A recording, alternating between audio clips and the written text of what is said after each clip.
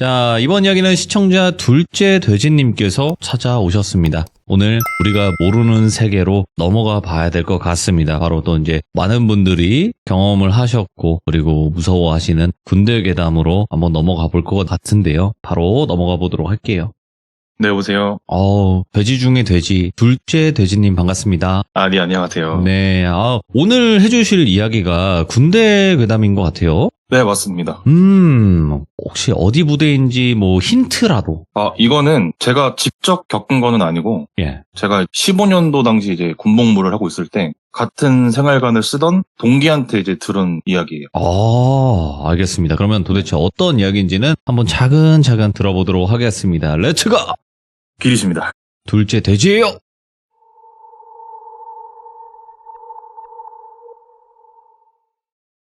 이 얘기는 앞전에 말씀해 주신 것처럼 군대에 관한 괴담이고요. 제가 직접 겪은 일은 아니지만 전에 들었을 때 저도 그때 당시 굉장히 무서웠었고 그 동기한테 이제 들었던 이야기고요. 그 동기한테 친형이 한 분이 계셨대요. 이제 그 형님께서 직접 군대에서 겪으셨던 그 일이에요. 예. 형님분께서는 저희보다 군번이 한 3, 4년 정도 더 빠르셨대요.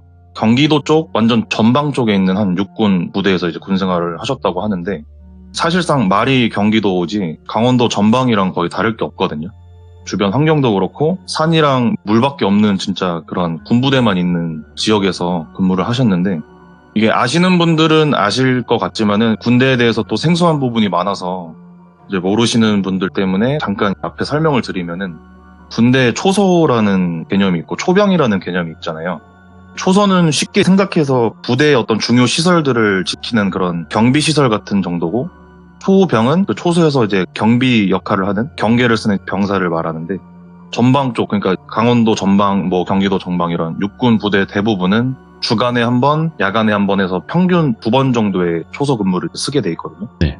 그래서 보통 초소 근무는 2인 1조 팀을 이뤄서 사수, 부사수가 1시간에서 2시간 정도 시간을 교대로 계속 경계를 하는 그런 개념이라고 생각을 하시면 되고 제가 왜 초소를 먼저 설명을 해드렸냐면 이번 이야기 핵심이 그 초소에 관련된 이야기 때문에 설명을 해드렸습니다. 항상 거기서 뭔 일이 나요. 예, 초소에서. 네, 맞습니다. 경기도 최전방 쪽 그런 지역에서 있었던 일이고요. 그 형님께서 근무하시던 부대에 그 형이 또 투입을 들어가시던 초소가 되게 특이했대요. 보통 초소까지 막사에서 걸어봐야 한 5분 안팎에 있는 그런 위치 같은 데서 근무를 하는데 뭐 탄약고라던가 위병소도 있고 근데 그 형님이 근무를 하시던 초소는 도보로 15분 정도를 더 가야지만 나오던 곳이었대요. 네. 그 근처에 물탱크 같이 집수정이라 하나요? 물 관리하는 그런 시설이 그쪽에 있었는데 그 위치가 굉장히 멀었대요. 근데 이제 뭐 그쪽 부대가 아주 정말 최전방에 있는 GOP나 GP 같은 더 전방에 있는 그런 큰 어려움이 있는 초소는 아니지만 일반적인 부대에서 쓰는 초소치고는 너무 멀었었대요.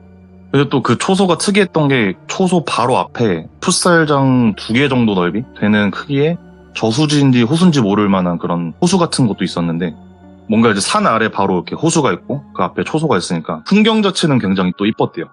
그래서 이제 밤에 정말 하늘 맑고 별이 많이 뜨면은 호수 같은 데 위에도 막 별이 비춰볼 정도로 되게 감성적인 그런 풍경도 있었는데 예.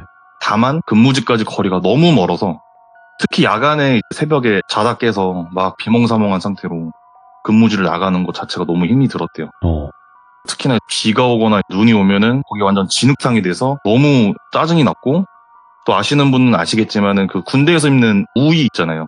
판초우의라고 하는데 그게 굉장히 좀 재질도 땀이 안 빠져나가고 찝찝하고 막 특유의 그 냄새가 있거든요. 네. 곰팡이 냄새 같은 꿉꿉한 냄새가 있는데 되게 쓰기가 싫어요. 그게 비 오는 날에. 그래서 비 오는 날 그걸 찝찝한 거를 쓰고 또 15분을 걸어서 그 초소까지 나가는 게 너무 진짜 하드코어였대요. 네. 그리고 특이한 게 막사 쪽에는 비가 안 오는데 걸어가다 보면은 그 초소 부근 쪽에서부터 비가 막 내리고 그런 경험도 되게 많았대요. 뭔가 그 딱 비가 내리는 먹구름 경계선이 딱 뭔가 거기서만 걸쳐진 느낌이었대요, 항상. 그래서 좀 기상 변이가 항상 있다 보니까 근무 교대 5분 전에 미리 초소 쪽에서 막사에다가 무전을 항상 줬대요. 지금 근무 중 뭐 이상은 없는데 이쪽은 비가 오니까 다음번 근무자들은 우의 꼭 입어서 근무 투입해야 될 것 같다.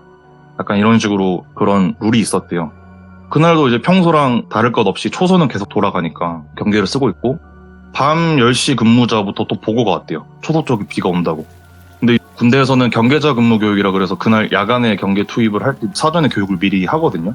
오늘 안전수칙은 어떻게 하고 날씨 어떻고 특이사항이 이러니까 조심해라. 비가 온다라는 얘기를 듣자마자 야간 근무자들이 환성을 막 낸 거예요. 아 이러면서. 그렇게 또 야간 근무가 시작이 되고 있고 근데 이 비가 너무 불규칙적으로 내렸대요. 그날 특히나. 내렸다가 안 내렸다가. 그래서 비가 온다 해서 우위를 갖고 가는데 막상 도착하니까 또 비가 안 와서 아니 왜 비 안 오는데 보고 이상하게 하냐. 아 진짜 좀 전까지 비가 왔었다.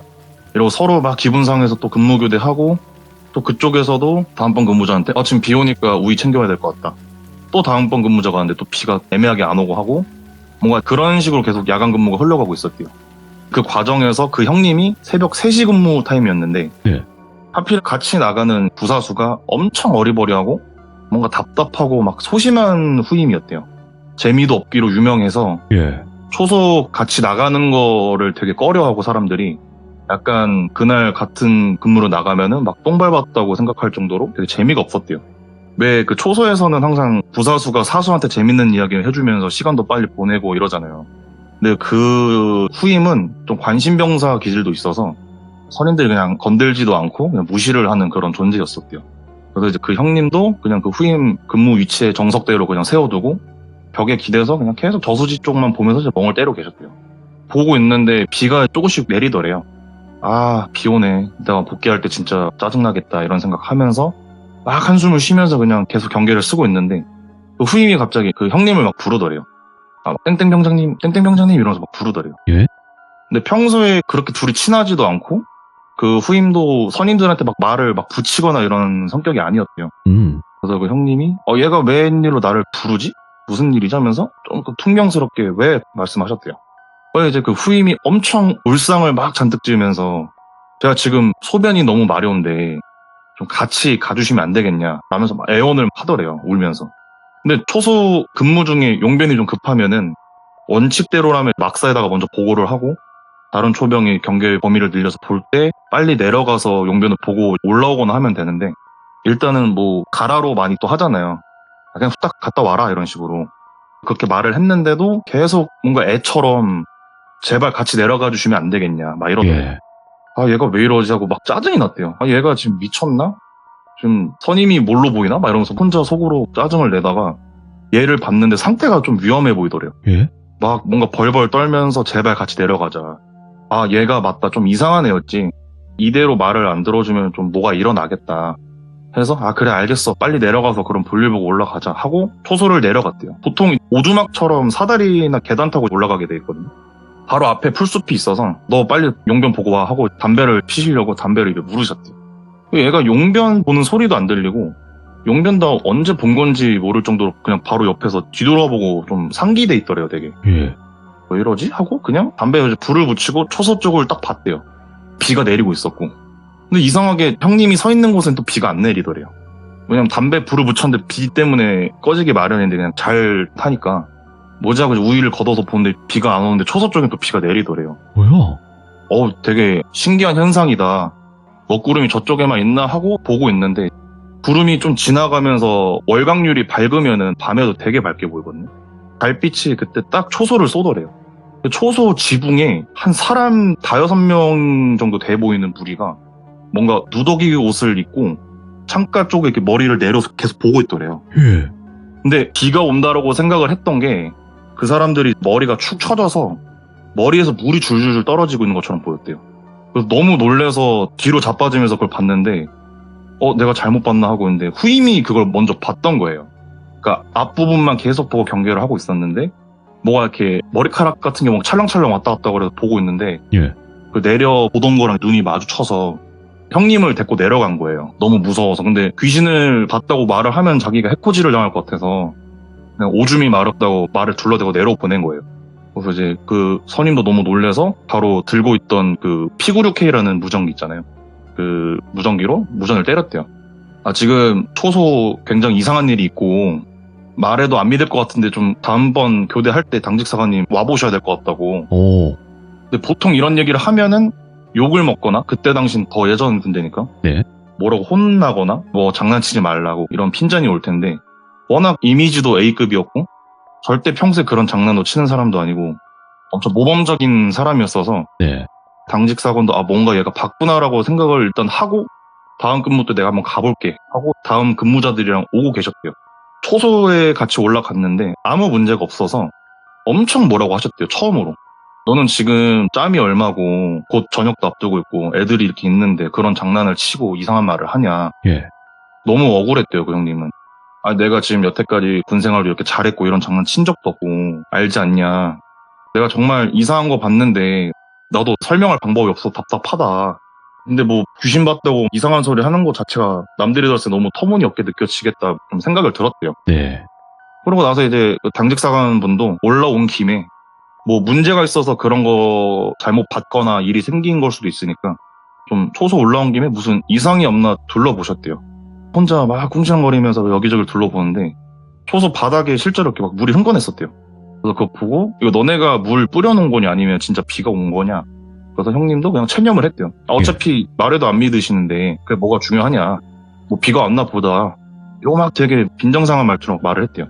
막 또 핀잔을 주고 여기저기 둘러보다가 그 살짝 발만 걸쳐서 밟고 올라가는 사다리 같은 조그만 거 있잖아요. 그런 거를 펴서 초소 지붕도 이렇게 한번 쓱 보더래요. 당직사관이. 그래서 상반신만 살짝 걸쳐갖고 막 지붕도 어디 만져보고 보더니 바로 그냥 황급하게 내려오더래요. 지붕 쪽을 보더니. 예. 그냥 야 지금 여기 당장 나가야 되니까 너네 일단 빨리 내려가라 하고 막 다급하게 병사들 다 내려보내더래요. 그거는 당직 사관도 초소문을 잠그고 안에 있던 무전기들이랑 그런 장비들 다 챙겨서 뒤도 안 돌아보고 내려오더래요. 뭐야, 예. 그래서 원래 근무 투입을 하려고 했던 교대자들이랑 그 형님이랑 후임이랑 당직사관 총 5명이서 빨리 막사로 돌아갔대요. 예.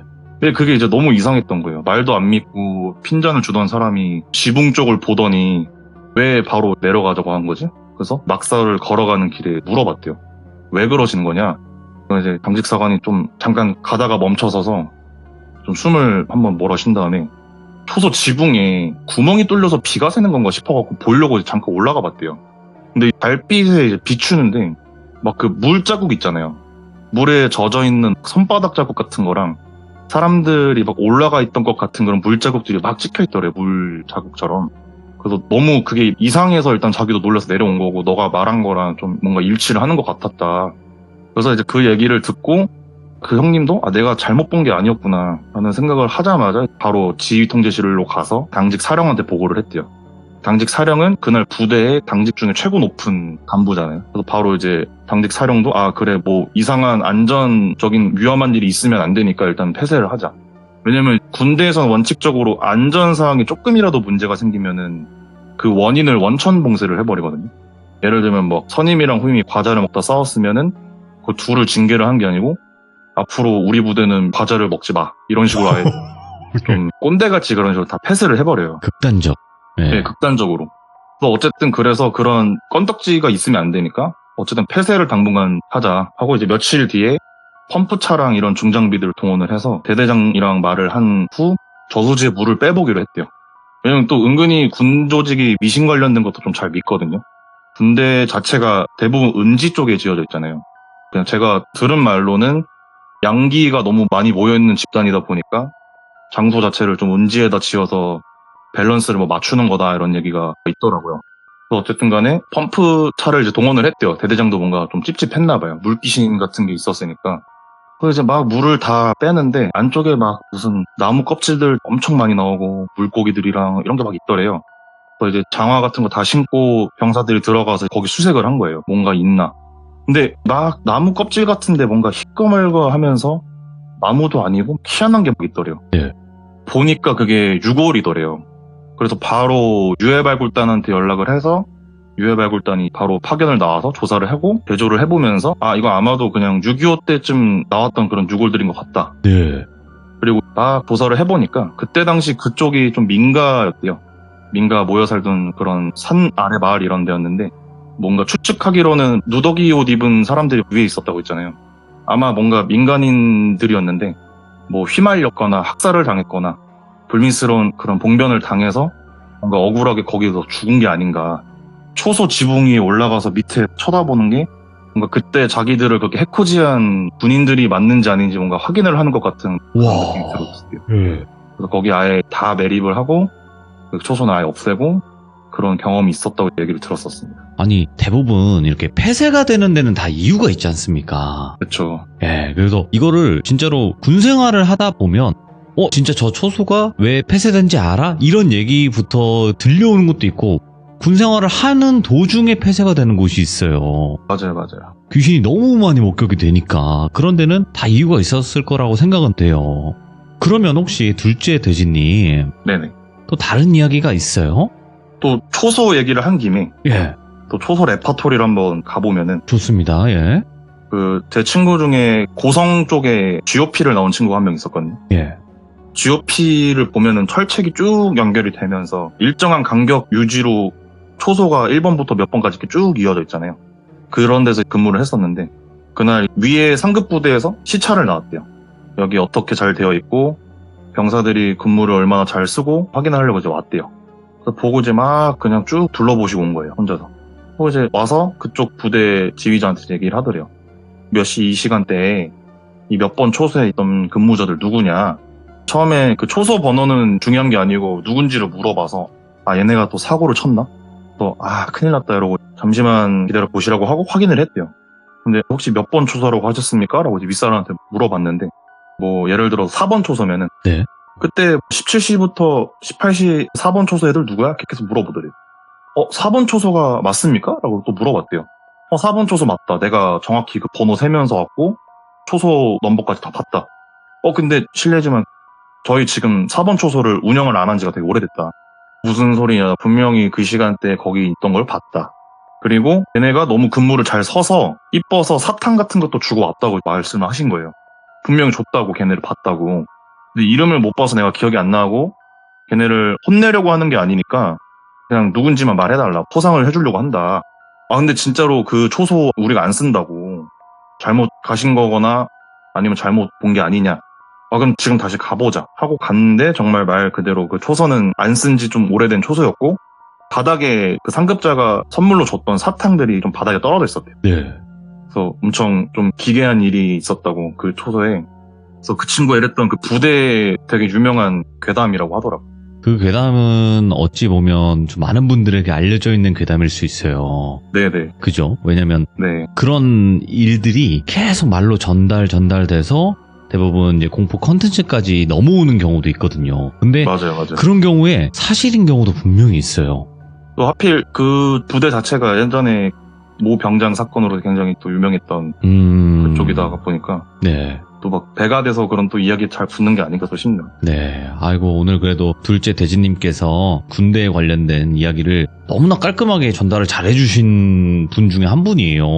네. 네, 이게 자칫 잘못하면 이해하기가 힘든 그런 이야기일 수도 있겠지요. 그쵸? 맞습니다. 네, 단어라던가 그렇죠. 생소한 장소들 때문에. 네, 이제 군대 전역하시거나 다녀오신 분들은 아마 이해가 빠르실 텐데 아니신 분들도 이해가 잘 안 될 수 있는 부분인데도 불구하고 너무나 이야기에 몰입이 잘 되게끔 말씀해 주셔서 다시 한번 감사드립니다. 네, 감사합니다. 네, 고맙습니다. 네. 자, 둘째 대진님께서 말씀해주신 두 번째 이야기 같은 경우에는 좀 많은 분들이 알고 계신 이야기일 수도 있어요. 이제 허병장이라고 좀 소개가 많이 되어 있는데 그 부대에 진짜 그런 뭔가 허수아비 겸 아니면 그런 사람 대신에 세워두는 그런 경우가 있었다고 해요. 그래서 그런 일들이 진짜 있었으니까 계속 퍼져왔던 것 같고 첫 번째 이야기도 초소 그 지붕 위에 있었던 귀신에 관련된 이야기였습니다. 그래서 여러분들께서도 군생활 하시면서 굉장히 여러 귀신들을 많이 목격을 하셨을 거라고 생각을 해요. 그래서 그런 분들 언제든지 시들문은 열려 있으니까 제보 부탁드리도록 하겠습니다. 감사합니다.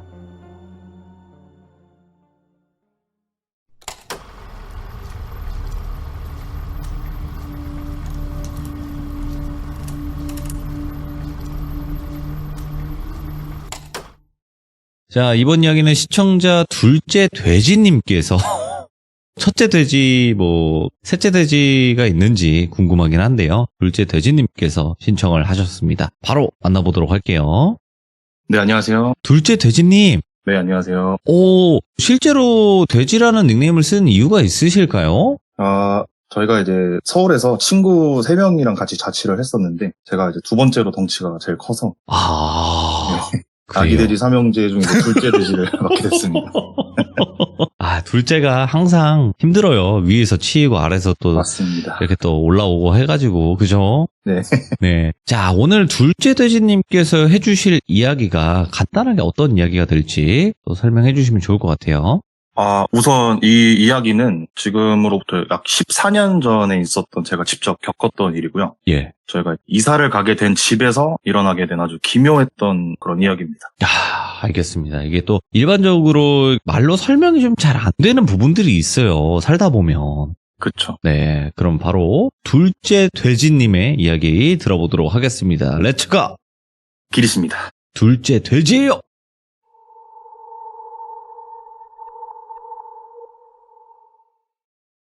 일단 이야기를 시작하기 앞서서 저희가 이 집을 이사 가게 된 이유가 중요한데, 제가 이제 고등학교 1학년 시절에 저희가 다니던 학교와 저희 집이 굉장히 멀었었어요. 그래서 버스로 이제 등교를 할 때 편도로 1시간에서 1시간 반 정도 걸리는 거리를 매일 이렇게 통학을 하고 있었는데, 예. 새벽 5시, 6시 일어나서 매일같이 학교를 가다 보니까 반나절도 안 돼서 지쳐서 이제 제가 너무 힘들어했던 그런 기억이 있거든요. 예. 그런 걸 어머니가 보시면서 아무래도 이사를 가야 될 것 같다. 제가 이제 여동생이 한 명 있었는데, 여동생도 중학교 입학을 앞두게 되면서 좀 많이 힘들어할 것 같아서, 그러면은 여동생이 있는 학교 근처로 이사를 가본 게 어떻겠냐 오. 해서 시골 쪽에서 시내 근처로 이제 이사를 가게 된 거예요. 그래서 이사를 가면서 제가 학교 친구들이 마침 다 그 동네에 살았었고, 네. 저는 이제 너무 정말 즐겁게 학교를 다녔던 기억이 있었는데, 이제 방을 고르는 게 형제들 사이에서 굉장히 중요하잖아요, 어릴 때. 누가 큰 방을 쓰고 누가 작은 방을 쓰고 이런 걸로 되게 많이 싸웠었는데, 저 같은 경우는 동생이 사춘기가 조금 일찍 왔어서 여자이기도 하고 되게 센서티브해지잖아요, 그 시절이 오면. 그래서 뭔가 제가 오빠로 양보를 해서, 그럼 내가 작은 방을 쓰겠다, 너가 큰 방을 쓰고 그 대신에 좀 더 내가 컴퓨터랑 이런 거를 내 방으로 많이 가져가겠다. 그래서 어떻게 해서 서로 잘 합의를 해서 제가 작은 방을 갔는데, 집 구조상 현관문 바로 옆이 제 방이었었어요.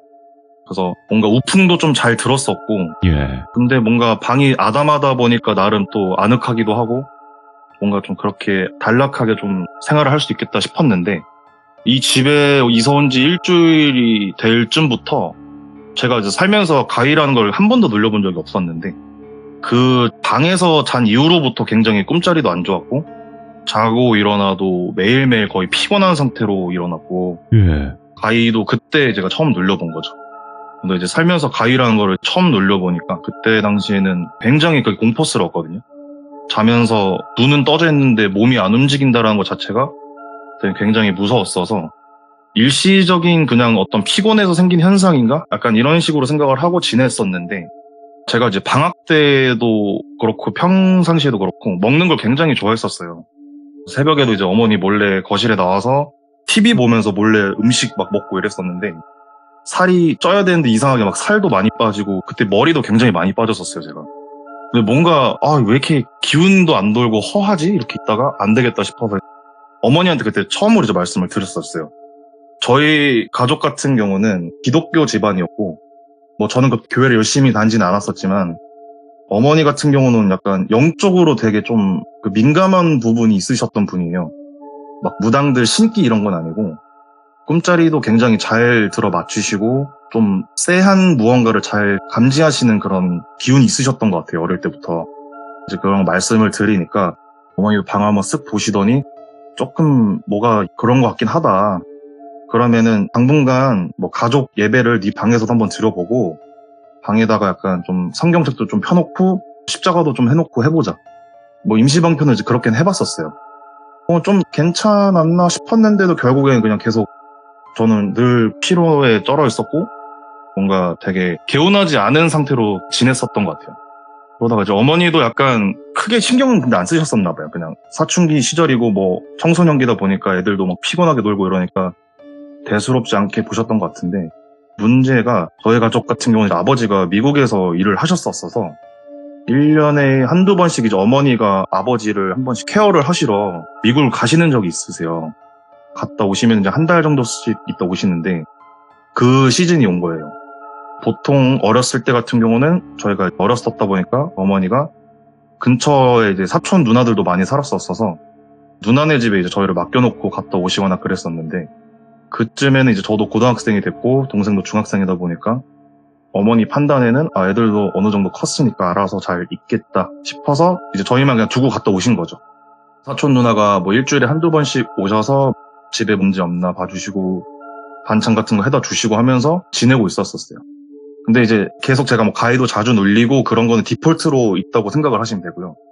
그러다가 어느 날 동생이랑 거실에서 약간 공포영화 같은 걸 좀 보고 있었거든요. 불도 다 꺼놓고. 둘이 이제 그런 거 보는 걸 굉장히 좋아했었어요. 약간 무서운 이야기라던가 보고 있었는데 정전이 갑자기 나는 거예요. 뭐 정전이란 게 워낙 자연스러운 현상 중에 하나고 언제 어디서 일어나도 이상한 현상은 아니니까 아씨 왜 정전이 나지? 하고 발전기 다시 올리고 앉아 TV를 보는데 또 두꺼비 집을 올린 지 3, 4분도 안 돼서 또 정전이 되는 거예요. 뭔가 그때 당시에는 그게 무섭다라기보다는 굉장히 짜증이 났었어요.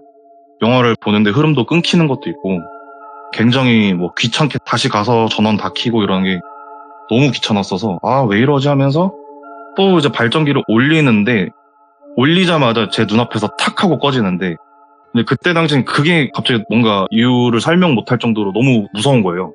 그래서 동생한테는 지금 굉장히 미안한데 제가 동생을 내팽겨 쳐두고 그냥 집 밖으로 도망갔거든요. 너무 공포스러워서 생각을 할 수도 없는 겨를이라 버리고 도망을 갔어요. 아차 하고 뒤늦게 올라오니까 동생이 엄청 울면서 계단으로 뛰어 내려오더라고요. 그러다가 이거 안 되겠다 해서 이제 매형한테 전화를 드렸어요.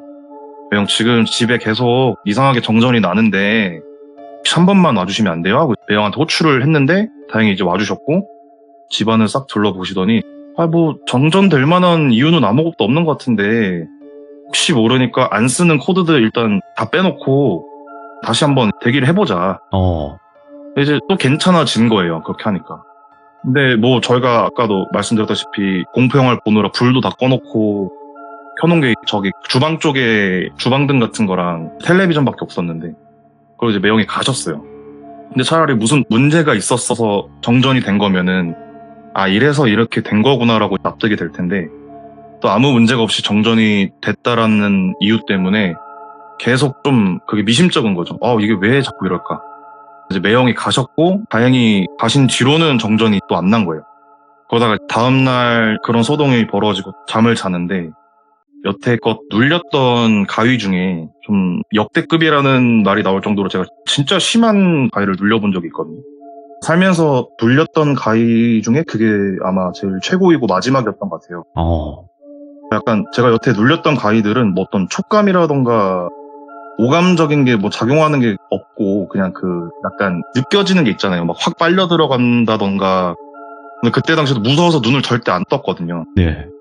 근데 그날따라 뭔가 되게 좀 정적이 흐르는 상태로 뭔가 가위를 눌린 거예요, 제가. 그래서 영화 같은 데 보면은 확 이목이 쏠리면서 집중이 되는 듯한 느낌 있잖아요. 그런 식으로 뭔가 포커싱이 제 몸에 다 쏠리더니 등 뒤에서 진짜 약간 엄청 차가운 얼음 갖다 대는 것 같은 그 기운이 좀 느껴지는 거예요. 그래서 제가 그때 위통을 벗고 잠을 자고 있었는데 어떤 사람 손이 제 목덜미부터 등 쪽 밑에까지 쫙 훑으면서 이렇게 손톱으로 긋더라고요. 그때 뭔가 그런 감촉이 다 느껴질 정도로 너무 소름이 끼쳐서 잠에서 바로 깼는데 가위에서 너무 무서워서 바로 누나한테 전화를 해서 혹시 누나네 집 가서 당분간 좀 지내도 되겠냐. 누나는 조금 그걸 알고 있었어요. 어머니가 아무래도 조금 집에 이상한 기운이 느껴졌다라는 거를 저를 통해서 들으셨는지 사전에 설명을 해두고 가셨더라고요. 그래서 이제 그런 어머니가 오기 전까지 일주일 정도가 남았으니까 그 정도 시간 동안은 그냥 누나네 집에서 지내라. 그래서 동생이랑 같이 누나네 집에서 지내다가 어머니가 무사히 한국에 다시 오셨고 어머니가 오시자마자 저희가 다니던 교회에 담임 목사님이 계셨는데 담임 목사님이랑 다른 성직자분들이 같이 오셨더라고요. 그래서 제 방에서 좀 그런 안수기도도 막 해주시고 그런 막 좀 축도기도도 막 해주시고 하면서 예배를 좀 드리고 있었어요. 저를 앉혀놓으시고. 그래서 이제 목사님께서 방을 한번 쑥 훑으시더니 그때 당시 제 방 구조가 침대가 벽에 붙어있고 발 맞쪽에 보면 봉으로 설치하는 행거 어떤 건지 아세요? 알죠. 네, 기둥형 그런 행거에 옷을 이렇게 막 걸어놨었는데 그 이제 뒤쪽이 아예 벽면이었거든요. 그 벽 쪽에서 뭐가 좀 반짝반짝거리는 거예요. 구석에서. 왜 저러지? 하고 자세히 보시더니 벽지가 살짝 뜯겨져 있는데 거기가 벽 재질이 아니고 뭔가 좀 희한한 게 있더라고요. 뭔가를 캐치를 하셨는지 저희 어머니한테 혹시 벽지를 좀 뜯어봐도 되겠냐. 네, 그러세요. 이제 벽지를 좀 확 뜯었는데 벽면이 그 시멘트 벽이 아니라 거울인 거예요. 뭐야 이거? 거울이었는데 그래서 이상해서 그 전체를 다 뜯어봤어요. 벽지를 그냥. 그 천장까지는 아니었는데 사이드로 벽면이라고 할게요. 그 벽면 전체가 전부 다 거울로 둘러싸져 있었어요. 그러면 동서남북 전체가 거울이었다는 뜻이에요? 네, 창문 뭐 이런 데 빼고도 전부 다 거울인 거예요, 벽면이. 뭐 그런 광경을 뭐 처음 보니까 굉장히 이상해서 그날 바로 시공업체를 불러서 전면 공사를 다 한 거죠. 벽면에 네. 거울 다 떼고 도배 새로 하고 어머니가 굉장히 뭔가 화가 나셨더라고요. 왜냐면 저희가 이 집을 되게 빨리 싸게 들어왔었어요, 그때 당시. 왜냐면 이제 학교를 다니면서 그런 얘기를 하자마자 한 달도 안 돼서 저희가 그 집으로 이사를 간 거였거든요. 어머니가 마침 잘 좋은 타이밍에 좋은 매물을 구해서 간 것 같다 말씀하셨었는데 뭔가 어머니가 쎄하셨는지 집주인분이랑 통화를 한 걸 들었는데 집주인은 따로 있고 전 세입자가 있었대요, 저희 전에. 근데 막 뭔가를 알고 있는 듯한데 뭔가 좀 얼버무리시더래요. 전 세입자가 뭐 거울 공장을 했다고는 들었는데 뭐 그냥 별거 아니니까 신경 쓰지 말고 뭐 시공 알아서 하세요 이러시면 뭐 끊었대요. 뭔가 너무 찝찝한 거죠. 왜 거울이 하필이면 방면에 다 있냐. 근데 뭐 어쨌든 다 떼고 나서 한동안 그런 일도 좀 없었고 그렇게 그냥 다시 일상으로 돌아와서 시간을 지내고 있다가 2년 정도가 좀 흐르고 외할머니가 한 분 계셨었는데 외할머니가 그때 당시에 좀 몸이 많이 편찮으셨었어요. 병상에서 좀 생활을 오래 하시다가 많이 호전이 되셔서 요양병원을 알아봐서 글로 요양원을 보내드리려고 했거든요. 근데 이제 퇴원을 하고 나서 요양원 가기까지 시간이 한 일주일 정도가 좀 남았었어요. 그래서 이제 어머니가 본인 엄마니까 어떻게 보면 이제 외할머니를 저희 집에서 그 기간 동안 좀 모시기로 한 거예요. 또 할머니도 딸이랑 있는 게 너무 좋으셔서 너무 기분 좋게 이제 저희 집에 오셨었어요. 며칠을 할머니랑 되게 잘 보내야겠다 나도 생각을 하고 왔는데 하루가 지나고 나서부터 할머니가 갑자기 증상이 되게 안 좋아지셨었어요. 치매가 살짝 있으셨는데 자꾸 저한테 제 이름을 안 부르고 외삼촌이 계셨는데 먼저 돌아가셨었거든요. 외삼촌 이름을 막 부르시는 거예요, 저한테. 야, 저 방에 막 벌레들이 기어다닌다고 계속. 할머니 왜 그러세요? 그러니까 제 방 문을 가리키시면서 저기 막 너무 벌레가 너무 많은데 막 기어다닌다고. 근데 뭐 당연히 아무것도 안 보였고 뭔가 계속 그런 식으로 무언가 막 본다. 자꾸 누가 나 데려가려고 그런다. 이런 식으로 말씀을 막 하시는 거예요. 저는 어린 나이였고 그때도 할머니가 치매가 심하시구나 생각을 하고 있었다가 그날 어머니가 들어오시고 나서 뭔가 좀 쎄하셨대요, 되게. 그래서 뭔가 그럴 계획도 없었고 그런 생각도 하기 싫었지만 엄마가 할머니가 생전에 계실 때 좀 사진 좀 이쁘게 찍어드리고 싶어서 할머니랑 이제 산책할 겸 밖을 나갔다 오시면서 공원을 가셨는데 거기에 꽃이 너무 이쁘게 핀 구간이 있더래요. 오. 근데 거기서 엄마도 모르게 할머니 사진을 되게 이쁘게 막 찍어왔대요. 안 찍으면 안 될 것 같은 무슨 기분이 들었었대요, 그때 당시 어머니가. 그래서 이제 할머니 사진도 이쁘게 찍어왔는데 좀 그런 모먼트들이 되게 많았거든요. 그러다 또 낮에 되면 괜찮아졌다가 밤 되면 또 자꾸 막 이상하게 보인다 그러셨다가 뭔가 좀 몇 년 전에 있었던 그런 일들도 저한테 좀 오버랩이 되더라고요. 왜 하필 근데 내 방을 보시면서 그런 게 보인다고 하실까? 이상하네. 그래도 뭐 저번에 시공도 다 했고 나도 그런 일 안 겪었으니까 할머니가 뭐 잘못 보셨으려나 하고 이제 생각을 하고 있다가 시간이 조금 지나서 요양병원이 가는 날이 됐는데 제가 그날 알바를 하던 곳에 새벽 출근을 하는 알바가 있었거든요. 나가는 길에 이제 할머니한테 인사를 하고 나가는데 할머니가 상태가 되게 안 좋으신 거예요. 숨을 엄청 몰아쉬시면서 나 두고 가지 말라고 계속 제 손을 잡으시면서 말리시는 거예요. 할머니 저 근데 출근해야 돼요. 빨리 갔다 올게요 하고 그냥 할머니 좀 뒤로 하고 전 출근을 하면서 엄마한테 말씀드렸거든요.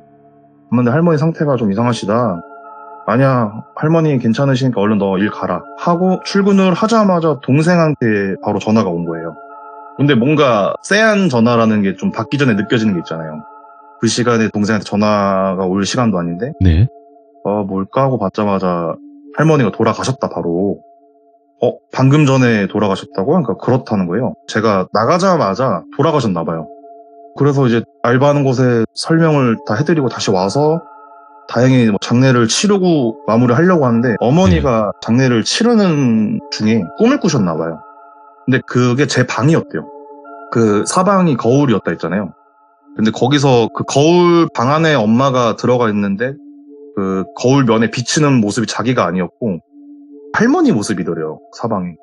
뭔가 무서운 꿈이 그런 건 아닌데 다시 그 방이 그 꿈에 나왔다는 것 자체가 그때 당시 어머니한테는 이 집은 안 되겠다라는 기운을 좀 많이 받으셨었나 봐요. 네. 그래서 결국에는 이제 할머니가 돌아가시고 장례 정리를 다 하고 저희 집에 또 할머니 짐이 좀 많았었거든요. 할머니 짐도 다 정리를 하고 어머니가 그날 이후로부터 계속 좀 잠도 못 주무시고 엄청 야유어 가셨었어요.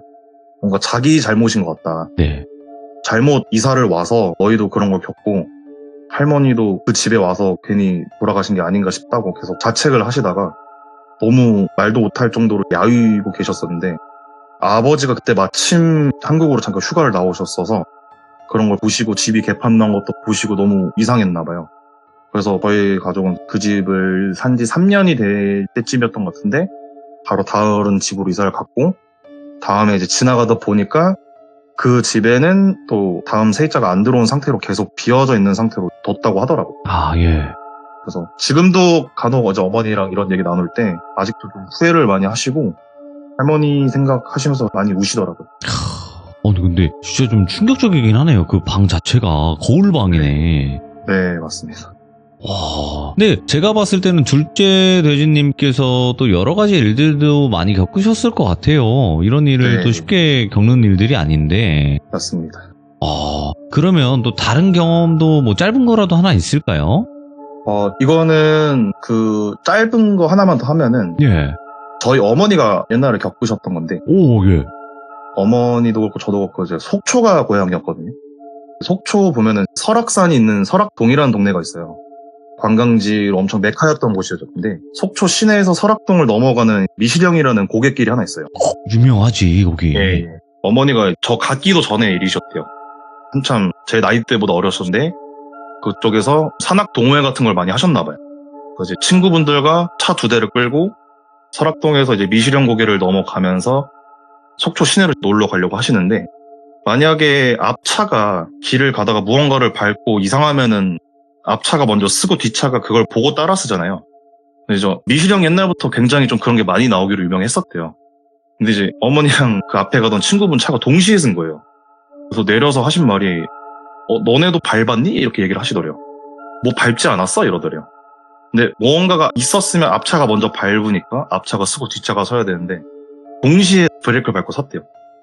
이상하다. 근데 왜 우리 동시에 섰냐 하다가 이제 막 산악 구조대도 하셨고 이랬던 분들이다 보니까 좀 이상해서 그 산 주변도 막 보시다가 아무것도 없어서 다시 시내로 넘어가시고 철수를 했는데 다음날에 다시 가보니까 그쪽에서 야간 산행을 하시다가 실종사가 한 명 있었더라고요. 근데 그 스팟이 그 부근이었었대요. 그래서 뭔가 모를 또 이상한 거를 밟고 가신 것 같았다라고 얘기를 또 해주셨더라고요. 확실히 그 미시령 고개가 네. 뭔가 있긴 있는 것 같아요. 굉장히 많이 나오잖아요. 공포 이야기에 보면. 맞아요. 산으로 돼 있다 보니까 또. 그쵸. 아무래도 산세도 그렇고 거기에 또 맞습니다. 무언가 있었지 않았을까 싶기도 해요. 굉장히 많았겠죠. 네네. 예. 둘째 돼지님 굉장히 말씀 깔끔하게 잘하시는데? 야, 이거 준비를 한참 동안 하신 거예요? 아니면 나는 그냥 내 원래 스타일이 이렇습니다. 이런 거예요? 원래 스타일이 좀 이렇게 합니다. 이야. 네. 이러면 아주 좋습니다. 진짜로. 오늘 둘째 돼지님께서 일단은 겪은 일 전부를 이야기하신 건 아니지만 그래도 이렇게 이야기해 주셔서 다시 한번 감사드리고 다음번에 또 다른 이야기 있으시면 준비해서 또 말씀해 주시면 좋을 것 같습니다. 고맙습니다. 알겠습니다. 네, 감사합니다. 네. 네. 근데 여러분들도 아셨다시피 그 미시령 고개 같은 경우도 정말 좀 공포 단골 그 지역이긴 하거든요. 그렇다 보니까 그런 또 일을 겪으신 적이 있는 것 같고 그리고 첫 번째 거울방 자체가 굉장히 충격적이었어요. 그런 방 자체가 우리가 보기가 힘들잖아요. 대부분은 벽지를 뜯으면 부적이 나온다는 정말 많이 들은 이야기인데 거울이 사방에 있었다라는 것 자체가 좀 놀랍긴 합니다. 그래서 혹시라도 여러분들 사시는 집에서 정말 또 섬뜩한 경험이 있으시면 언제든지 제보해 주시면 감사할 것 같습니다. 고맙습니다.